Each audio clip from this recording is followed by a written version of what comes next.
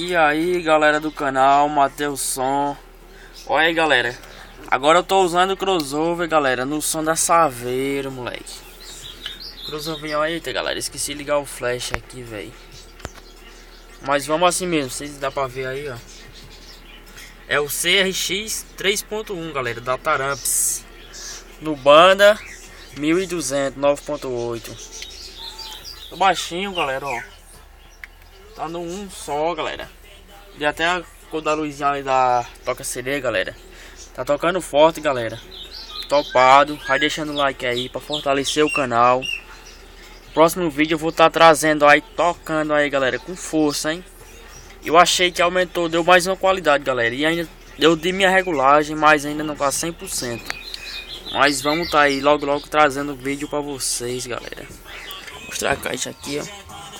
Coloquei ele na Saveiro, galera.